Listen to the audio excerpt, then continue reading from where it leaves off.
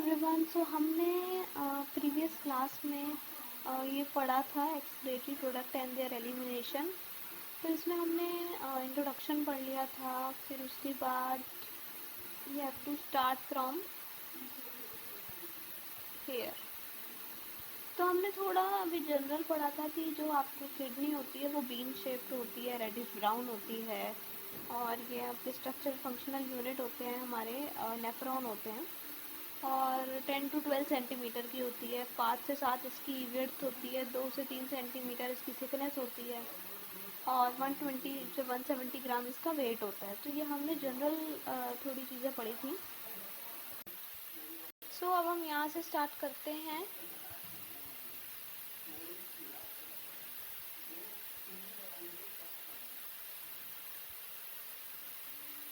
Okay, सो इसमें लिखा है towards the centre of the inner concave surface of the kidney is a notch called hilum.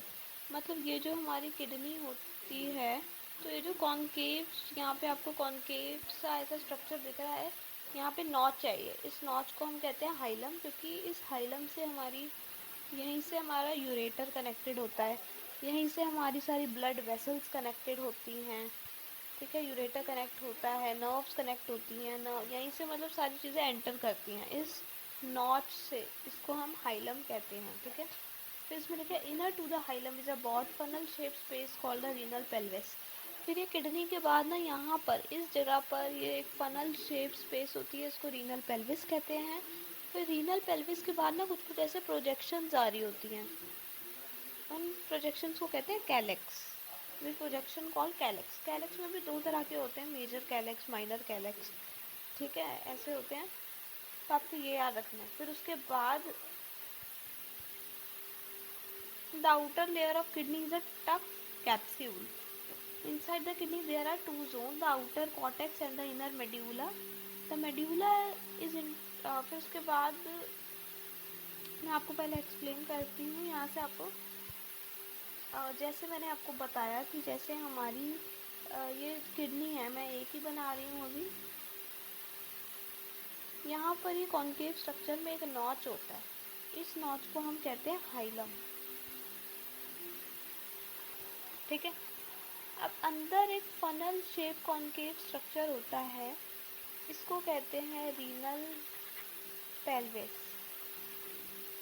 फिर आगे यहाँ पे प्रोजेक्शंस होती हैं, इन प्रोजेक्शंस को हम कहते हैं कैलेक्स।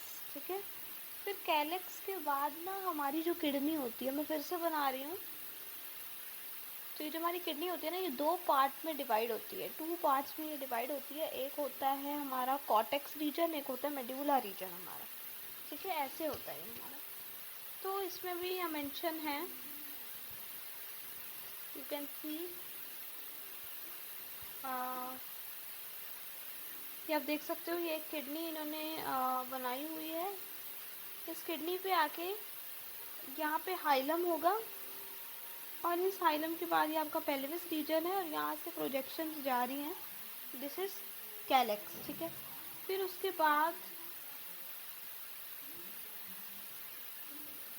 बाद हमारा दो पार्ट में ये किडनी डिवाइड है, कॉर्टेक्स रीजन और मेड्यूला रीजन। जो कॉर्टेक्स रीजन होता है ना, ये इतना बाहर का रीजन होता है, इतना मतलब जिस रीजन को मैं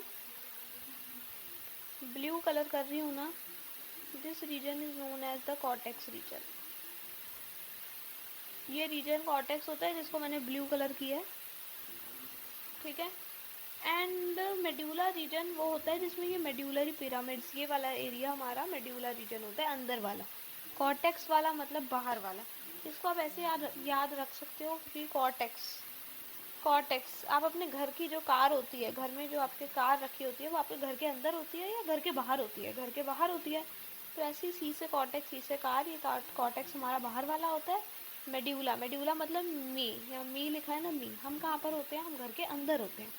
तो मेड्यूला अंदर है, कॉर्टेक्स बाहर है। ठीक है, तो ये आपको समझ आ गया। और हमारी जो किडनी होती है उनके ऊपर एड्रीनल ग्लैंड होता है, फिर वहाँ, ठीक है, और किडनी दो होती हैं, आपको पता ही है, फिल्टरेशन का काम करती है। तो आपको कैलेक्स के बारे में पता चल गया, मेड्यूला कॉर्टेक्स के बारे में भी पता चल गया। अब इसमें ना ये भी बोला हुआ है कि कुछ कुछ जो है ना,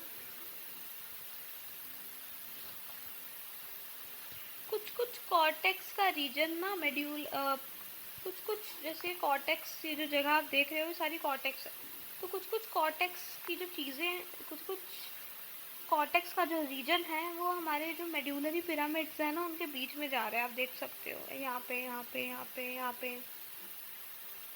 तो इसको हम कहते हैं कॉलम्स ऑफ बर्टीनी। इसको मैं आपको पढ़ाती हूँ।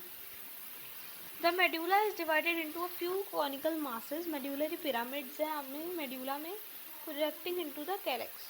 द कॉर्टेक्स एक्सटेंड, मैंने ये बोला जो कॉर्टेक्स है, तो cortex extend in between the medullary pyramids as renal column call column of Bertini. यहाँ पे भी आप देख सकते हो। अब ये आपका ये वाला आपका कॉर्टेक्स रीजन है, यहाँ से ये वाला पार्ट हमारा कॉर्टेक्स रीजन है। कॉर्टेक्स की कुछ कुछ चीज़ें हमारी, कॉर्टेक्स का कुछ कुछ पार्ट, ये देख लो आप, यहाँ अंदर घुस रहा है, यहाँ से अंदर आ रहा है, इधर से अंदर आ रहा है, इधर से इधर से इधर से इधर से। तो ये कॉर्टेक्स का रीजन जो अंदर आ रहा है, तो इसको हम क्या कहेंगे? इसको हम कहते हैं कॉलम्स ऑफ बर्टेनी। ठीक है, you have to learn this. ठीक है, ठीक है। उसके बाद आता है हमारा नेक्स्ट कि each kidney has nearly 1 million complex tubular structure called nephron. ये हमारे नेफ्रॉन होते हैं। जैसे हमारी बॉडी में स्ट्रक्चरल फंक्शनल हमारे कौन होते हैं? सेल होते हैं। ऐसी हमारी जो किडनीज होती हैं उनमें हमारे कौन होते हैं? नेफ्रॉन। ठीक है, there is a difference between nephron and neuron. ठीक है, जिनको पता है प्लीज़ कमेंट में लिखना। So which are the functional units? ठीक है, nephron are the functional units. Each nephron has 2 parts. अब एक जो नेफ्रॉन होता है ना, इसका भी 2 पार्ट होते हैं। मतलब हमारा जो ये किडनी होती है ना, इस किडनी के अंदर होते हैं नेफ्रॉन, और नेफ्रॉन भी बहुत सारे मिलियन में नेफ्रॉन होते हैं। ठीक है, अब इस जो अंदर हमारा नेफ्रॉन है उसका मैं स्ट्रक्चर दिखाऊंगी, लेकिन उस नेफ्रॉन में 2 पार्ट होते हैं। एक होता है ग्लोमीरुलर और एक होता है ट्यूब्यूलर। ठीक है, जैसे ईच नेफ्रॉन है 2 part, the glomerulus and the renal tubule. ठीक है, ये आपका दिया हुआ है ये नेफ्रॉन। ठीक है, अब इसमें आपका ग्लोमीरुलर और ट्यूब्यूलर कौन सा है मैं आपको बताती हूँ।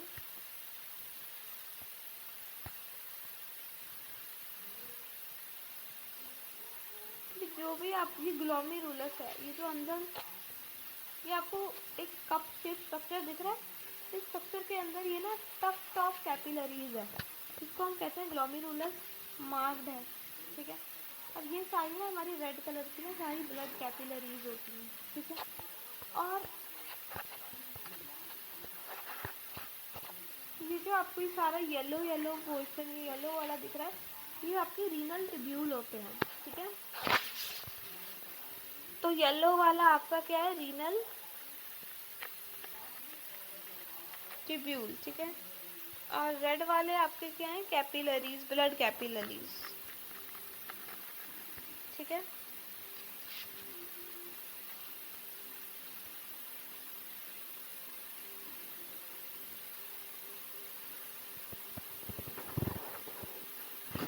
पहले मैं इसका ना स्ट्रक्चर ही बता देती हूँ। इस स्ट्रक्चर में आपको दिख रहा होगा ये ग्लोमेरुलस है, तो ग्लोमेरुलस में इसमें क्या हो रहा है, यहाँ से एक ना एफरेंट आर्टीरियोल अंदर आ रही है और एक इफरेंट है जो बाहर आ रही है। ठीक है, एफरेंट जो है ये ब्लड ला रही है अंदर, और इफरेंट उसको और अंदर लेके जा रही है पूरे स्ट्रक्चर के वहाँ। तो इसमें एफरेंट है जो ब्लड ला रही है, इफरेंट उसको आगे लेके जा रही है। ठीक है, ठीक है, फिर उसके बाद हमारा ये बोमेन्स कैप्सूल है। बोमेन कैप्सूल और ग्लोमेरुलस को मिलाकर हम कहते हैं माल्पीजियन ट्यूब्यूल। ये आगे आएगा further.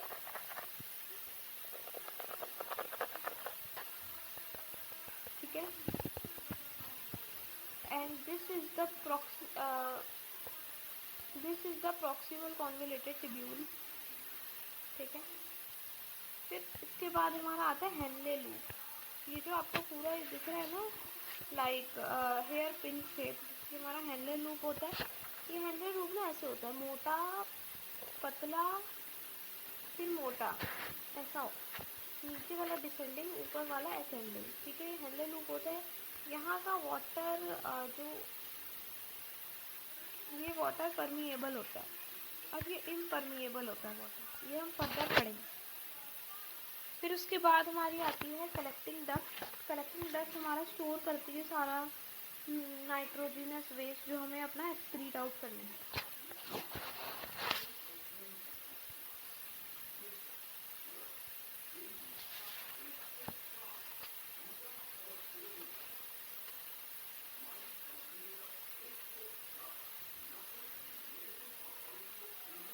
Glomerulus is a tuft of capillary formed by the afferent arteriole, a fine branch of renal artery.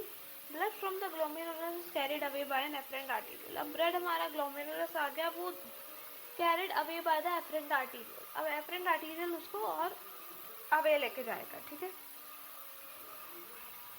The renal tubule begins with a double-walled duct-like structure called Bowman's capsule.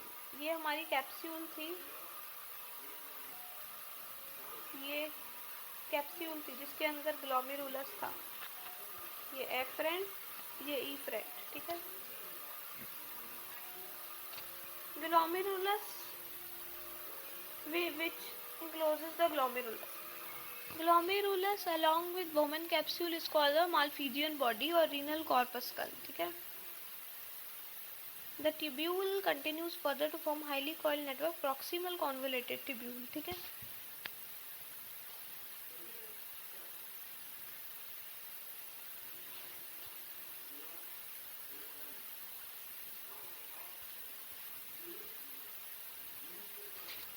A hairpin shaped Henle loop is the next part of the tubule which has descending and ascending limb. The ascending limb continues another highly coiled tubular called distal convoluted tubule. मतलब Henle loop के बाद आपका distal convoluted tubule आता है, ठीक है। The DCT of many nephron open into a straight tube called collecting duct, many of which converge and open into a renal pelvis through medullary pyramid in the calyx, ठीक है।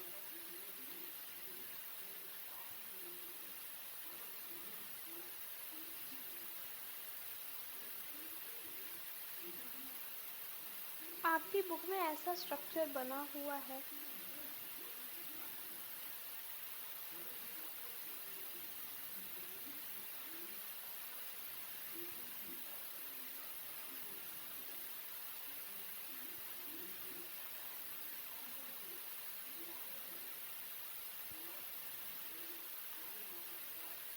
ऐसा आपके book में structure है।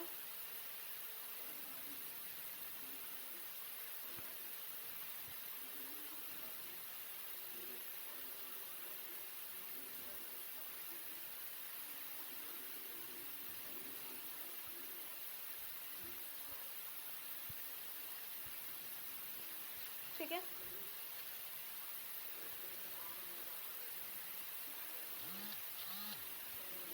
This is the proximal convoluted tubule.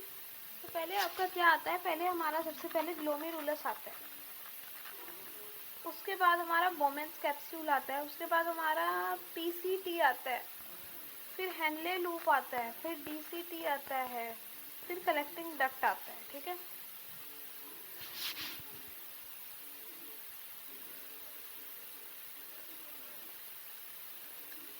कुछ ना हमारे जो होते हैं कॉर्टिकल नेफ्रॉन होते हैं, कुछ जक्स्टा मेड्यूलरी नेफ्रॉन होते हैं। अब जैसे इसका एग्जांपल मैं बताती हूँ, ये हमारी किडनी है, तो कुछ किडनी में ना ये जैसे हमारा कॉर्टेक्स रीजन हो गया, ये मेड्यूला रीजन हो गया, कुछ में हमारे जो नेफ्रॉन होते हैं ना, वो उसका बोमेन कैप्सूल, पीसीटी, डीसीटी, ये सब उनका कॉर्टेक्स रीजन में होता है ऐसे। और हेनले लूप ना थोड़ा सा उनका मेड्यूला रीजन में डिप कर रहा होता है, ऐसा होता है, ठीक है। नेफ्रॉन है हमारा और थोड़ा सा इनका हेनले लूप डिप कर रहा होता है मेड्यूला रीजन पे, इसको हम कहते हैं कॉर्टिकल नेफ्रॉन। और जो जक्स्टा मेड्यूलरी नेफ्रॉन होते हैं उसमें जो ये हमारा नेफ्रॉन का हेनले लूप होता है ना, ये वेरी लॉन्ग होता है, जो ज़्यादा ही डीप करता है अंदर मेड्यूला रीजन में।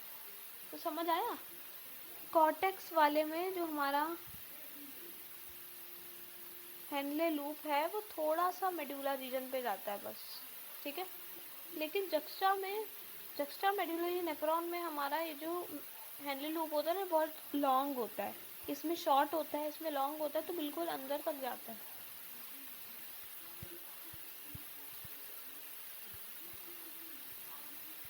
Malpighian corpuscle PCT DCT of the nephron, Malpighian corpuscle मतलब glomerulus plus Bowman's capsule are situated in the cortical region of the kidney where the loop of Henle dips into the medulla. In majority of nephron, the loop of Henle is too short and extend only very little into the medulla.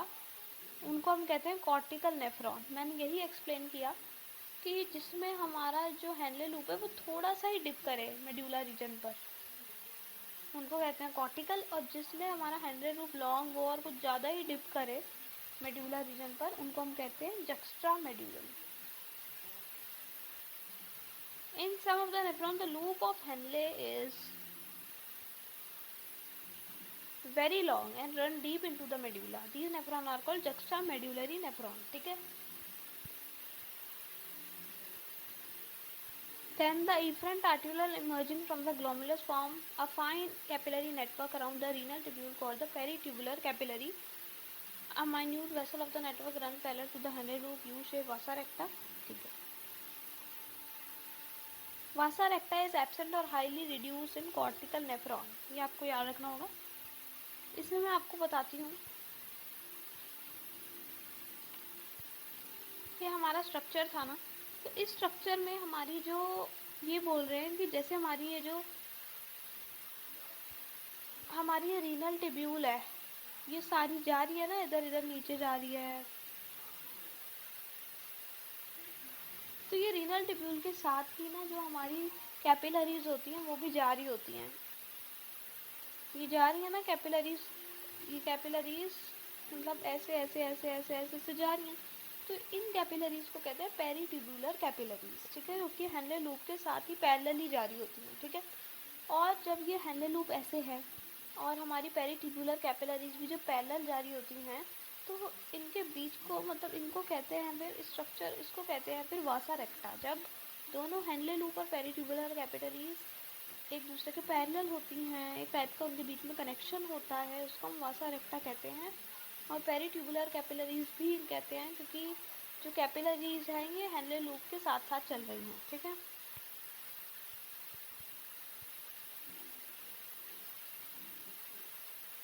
देखो इसमें भी लिखा है capillary network बना लेती हैं, इसलिए उनको कहते हैं peritubular capillary.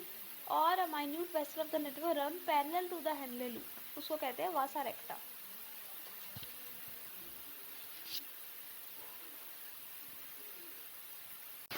Okay, so I hope आप सबको इतना ही चैप्टर समझ आ रहा हो। I will try my best कि मैं नेक्स्ट वीडियो भी जल्दी से जल्दी डालूँ। और थैंक यू फॉर वॉचिंग। अब हम नेक्स्ट यूरिन फॉर्मेशन से स्टार्ट करेंगे, लेकिन मैं मेन बता देती हूँ यूरिन फॉर्मेशन बनाना क्यों ज़रूरी है। अब जैसे मान लो आपका, अब मानना क्या है, असली बात ही है, जैसे जो हमारा नाइट्रोजनस वेस्ट है वो तो हमारा बन गया, अब उसको हमें रिमूव करना है यूरिन के फॉर्म में ही, तो उसको रिमूव करेंगे तो यूरिन फॉर्मेशन होता कैसे है, ठीक है। सबसे पहले ना इसमें मेनली 3 स्टेप होते हैं। एक इसमें इनका ग्लोमेरुलर फिल्टरेशन होता है, फिर इसके बाद हमारा रीएब्जॉर्प्शन होता है, क्योंकि सारी चीज़ें हमारी एक्सक्रीट नहीं होती, कुछ को रीएब्जॉर्ब भी हो जाती है। और फिर हम देखेंगे सिक्रीशन कैसे होता है, ठीक है, मतलब सिक्रीशन कुछ कुछ आयंस का, इन सब का। रीएब्जॉर्प्शन ज़्यादातर जो चीज़ें होती हैं वो रीएब्जॉर्ब भी हो जाती हैं, ठीक है। पीसीटी से मेन होती हैं। I will tell you glomerulus filtration में हमारा जो ग्लोमेरुलस होता है उसमें 3 लेयर्स होती हैं, ठीक है। एक होती है एंडोथीलियम, उसके बीच की बेसमेंट, फिर epithelium. We will study this briefly, okay. So thank you for watching. Till then आप यहाँ तक इसको पढ़ के रखना। Thank you.